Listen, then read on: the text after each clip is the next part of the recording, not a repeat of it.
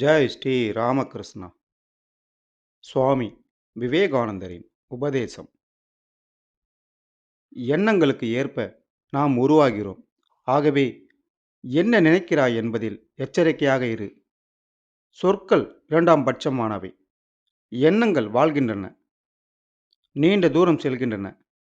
நமது ஒவ்வொரு எண்ணத்திலும் நமது குணம் படிந்திருக்கிறது. மகான் ஒருவரின் வேடிக்கை பேச்சும் ஏச்சுக்களும் கூட தூய அன்பில் தோய்ந்ததாக இருக்கும். அவை நன்மையே பயக்கும். எதிலும் ஆசை கொள்ளாதே. இறைவனை நினை. பிரதியாக எதையும் எதிர்பாராதே. ஆசையற்றவர்களின் செயல்களே பயனளிக்கின்றன. பிச்சையேற்று வாழும் துறவிகள் வீடுதோறும் மதத்தை கொண்டு செல்கின்றனர். எதையும் சாதித்து விட்டதாக அவர்கள் எண்ணுவதும் இல்லை. அதற்கு உரிமை கொண்டாடுவதும் இல்லை. அவர்களை அறியாமலேயே அவர்களின் பணி நடைபெறுகிறது.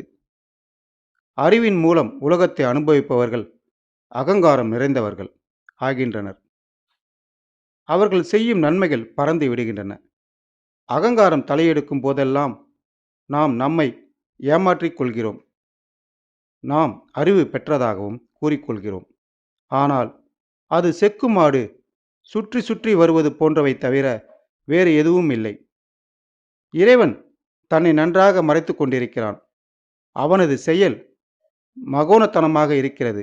எனவே தன்னை எவ்வளவு தூரம் ஒருவன் மறைத்துக் கொள்கிறானோ அந்த அளவிற்கு அதிகம் சாதிக்கிறான்.